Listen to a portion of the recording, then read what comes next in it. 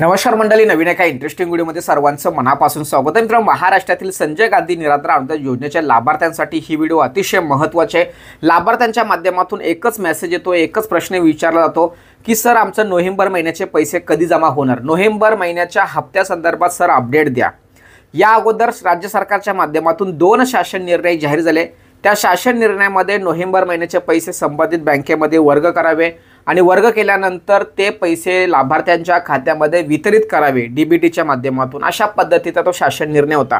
पहिल्या शासन निर्णयामध्ये एका बँकेमध्ये हे पैसे सर्व वितरित केले जाणार होते, परंतु डीबीटीला प्रॉब्लेम निर्माण होत असल्या कारणाने राज्य सरकारच्या माध्यमातून पुन्हा एक शासन निर्णय जाहीर झाला आणि त्या शासन निर्णयामध्ये प्रत्येक योजनेनिहाय बँक खाते उघडण्यात आलं आणि त्या बँकेमध्ये हे पैसे वर्ग होतील आणि नंतर डीबीटीच्या माध्यमातून हे पैसे तुमच्या खात्यामध्ये जमा होतील.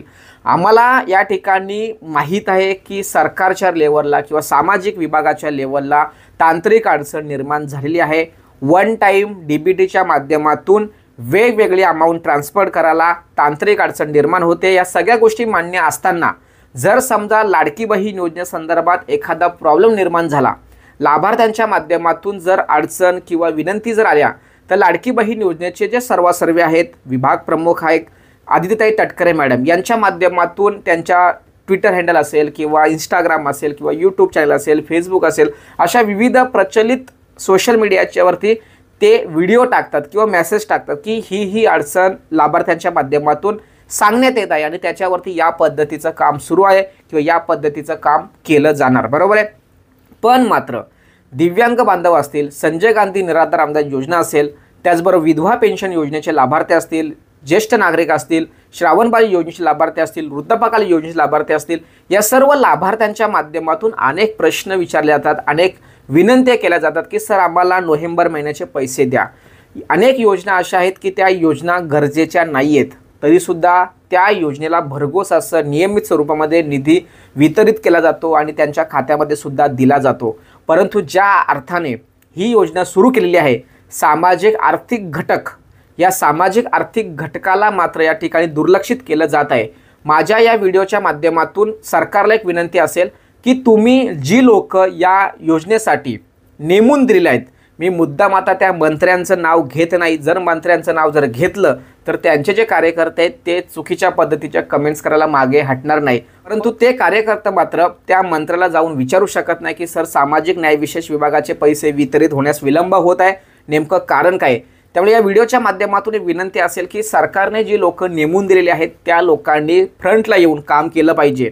एक छोटासा त्यांच्या सोशल मीडियावरती मेसेज जरी टाईप केला तरीसुद्धा निराधार बांधवांना एक आशा निर्माण होते की बाबा आमचे पैसे कुठे जाणार नाही, आमचे पैसे या ठिकाणी येणार.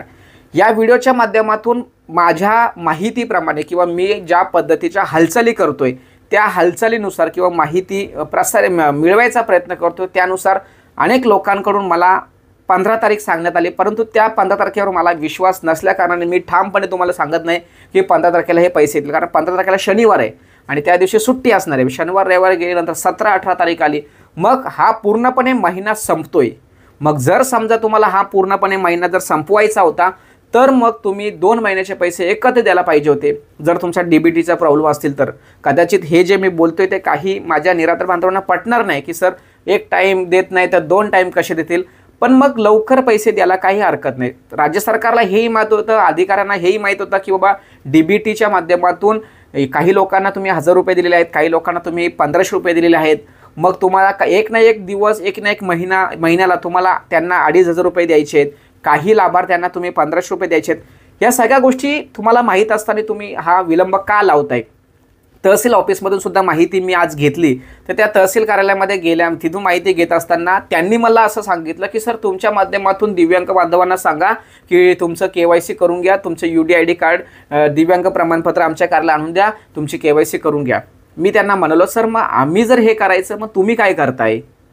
ते बोलतात का आम्ही जे दिव्यांग बांधव येतात त्यांना आम्ही सांगतो की तुमच्या ओळखीच्या लोकांना सांगा. बघा या पद्धतीचं सगळ्या गोष्टी चुकीच्या आहेत.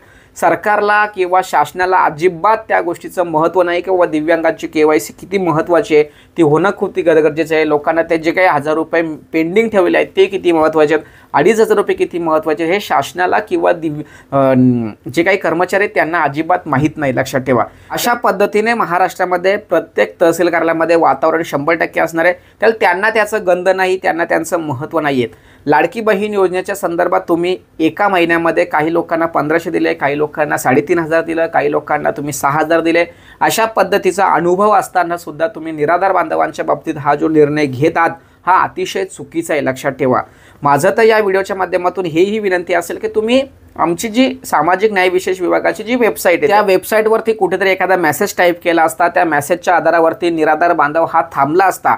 ते पैसे त्याच्यासाठी खूप महत्त्वाचे आहेत, परंतु कुठेही एखादा अधिकारी असेल, कुठेही एखादा मंत्री असेल, तो पुढे येताना दिसत नाही, माहिती देताना दिसत नाही, हे खूप चुकीचं आहे। अशा पद्धतीने मित्रांनो मी दिवसभर खूप वेगवेगळ्या पद्धतीने माहिती घेण्याचा प्रयत्न करतो, परंतु कुठेही या संदर्भात 100% खरी माहिती मिळत नव्हती। मी विभागाशी सुद्धा फोनवरती चर्चा केली, पण मात्र त्यांच्याकडे सुद्धा त्याविषयी पूर्णपणे अधिकृत माहिती नाही। आम्ही 15 तारखेपर्यंत देण्याचा प्रयत्न करतोय, पण 15 तारीख ही मला नाही वाटत 15 तारखेला तुम्हाला पैसे येतील। आले तर वेळ आणि गुड आहे, चांगलंच आहे, परंतु 15ला शनिवार आहे, रविवार आहे आणि सोमवार 17-18 तारीख पूर्ण महिना निघून जातोय, हे अतिशय चुकीचे आहे। अशा पद्धतीने मित्रांनो जरी अडचण जरी वितरणाची जरी असली तरीसुद्धा मित्रांनो आत्ता आपल्याला मात्र थांबणं गरजेचं आहे, कारण मित्रांनो शेवट सरकारच्या हातामध्ये सगळ्या गोष्टी आहेत, अधिकाऱ्यांच्या हातामध्ये सगळ्या गोष्टी आहेत, त्यांच्या कामावर ह्या सगळ्या गोष्टी डिपेंड असतात।